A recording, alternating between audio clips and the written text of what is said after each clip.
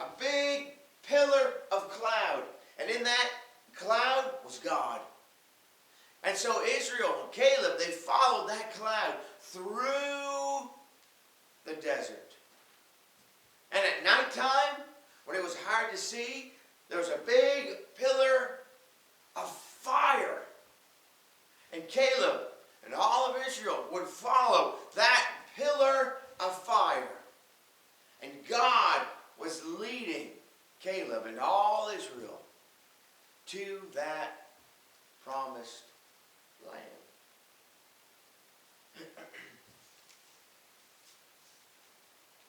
And the things that Caleb saw made his faith and trust in God grow. Caleb, he saw, remember, the Red Sea? Well, Caleb, he saw that sea separate. And there was a wall of water. And a wall of water. And Caleb, he saw the dry land in the middle. He saw that. And then Caleb and all of Israel, they walked through, that dry land. Water here. In the middle was dry. And Caleb and all of Israel, they walked through. And after they arrived on the other side, they all turned and they watched the enemy soldiers. And they were chasing them. And the enemy from Egypt, the soldiers, the army, they chased them. And they got in the middle of that Red Sea. Caleb saw God. Those walls of water, they fell on top and destroyed and killed all those enemy soldiers. They all drowned in the Red Sea. And Caleb saw it all. And we know that later, Caleb became a wonderful soldier. Caleb, he loved to fight. He was good at it. And it could be maybe that this is where Caleb found his first sword. Because all of those soldiers were dead. They had all of their swords and their helmets and their shields. So maybe this is the first place where Caleb, found his first sword. But Caleb saw God work. Caleb saw God's power. For us, for you, First Bible Baptist Church, 50 years, you have seen God's power in your church. And I don't know the stories, but you know. I know some of the stories. And I've heard about when, the church started, with Pastor Osteen and then Grampy Seeley. Now I've heard all the stories, but I don't know them. But you do. And you have seen God's power in your church. You have seen God's faithfulness in your church. You have seen God's faithfulness in your life. Every day, every year. What am I talking about? Well, I know 25 years ago, a man in your church decided that God wanted him to move to Nova Scotia to start a church. And that man is my pastor, Pastor Lake. And he was saved, my pastor was saved in your church. And he served in your church. And God touched his heart. And now he has moved to Nova Scotia. And 25 years later, in our church, we have celebrated 25 years. But it started in your church. Many of you have visited Blue Nose camp meeting. Didn't start in your church. Didn't start in my church.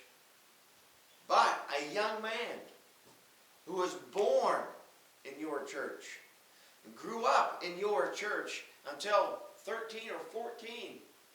He was in your church. And now he is the pastor and the overseer of Blue Nose camp meeting. And that is a wonderful, wonderful meeting.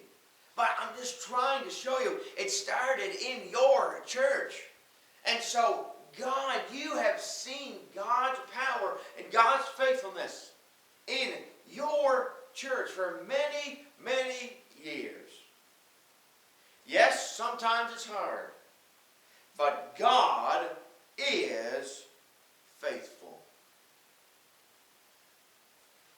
So Caleb started in Egypt. Then he saw God's power. But the one thing, wonderful thing about Caleb is that Caleb, he knew how to obey orders. See, Caleb was not the boss. Caleb was not the leader. First, Moses was the leader. And then Moses' brother was the leader, with him. And then we have, another man, another soldier, Joshua. He was a leader. Caleb, he was not a leader. But Caleb knew how to obey orders. Whatever God said, Caleb obeyed. If God said to fight, Caleb would fight. If God said, stay in camp, then Caleb would stay in camp.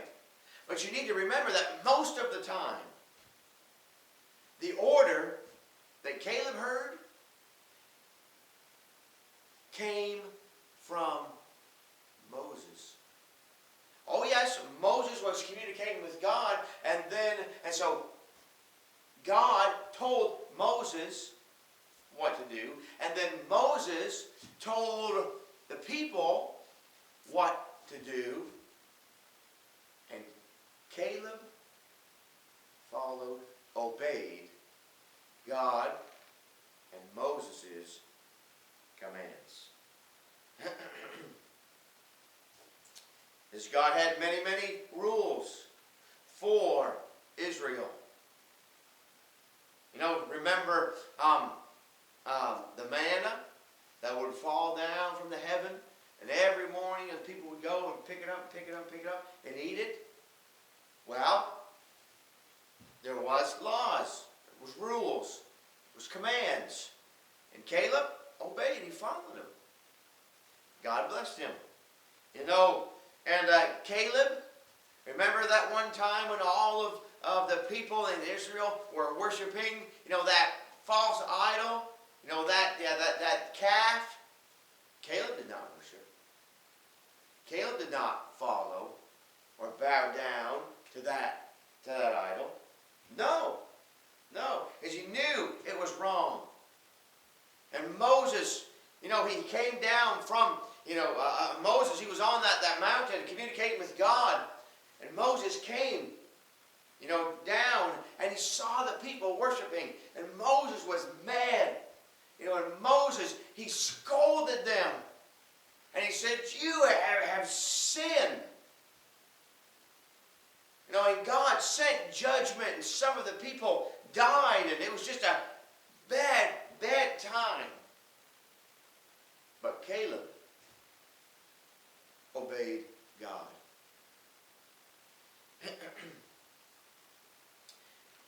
I'm sure that Caleb made some mistakes. But I think the thing with Caleb is that when Caleb made a mistake, and Moses said, hey, that's wrong. It's not right. Maybe it's better if you change. Then Caleb, okay, that's fine. Or if God touched Caleb's heart and said, Caleb, that's wrong. That's against my law. Against my law. And Caleb would say, yeah, fine. And Caleb would change. That's wrong, Caleb. Fine, then I'll fix it. Or maybe sometimes Moses would say, that's good, but I like it this way. And Caleb was not the leader, was not the boss, and so Caleb would say, fine. I'll do it your way, your plan. That's fine. That's fine. And maybe, remember Caleb and Joshua, they were close friends. They fought together later on. But maybe sometimes Joshua would say, hey, Caleb, not that. Don't do that. Come over here. We'll do this. That's wrong. I think it's better to do something over here. And Caleb would say, that's fine. Yeah, well, okay. Okay. I'm not saying that Caleb was weak and that Caleb,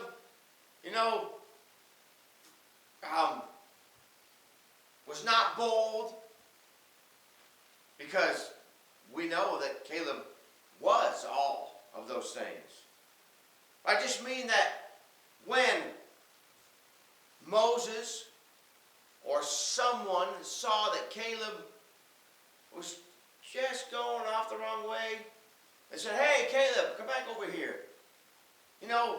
That's a little too close to sin. It's a little too close to the world. Why don't you come over here and stay on the straight path? And Caleb would swallow his pride. He would not get proud and boastful and think, oh, I'm good enough. I don't need help. No, Caleb would surrender to Moses, surrender to Joshua. Caleb would surrender to God. Caleb understood sometimes, all the time, God knows more than me. And sometimes Moses knows more than me. And sometimes my friends know more than me. And Caleb understood that he was not the most important person in the family or in the group or in Israel.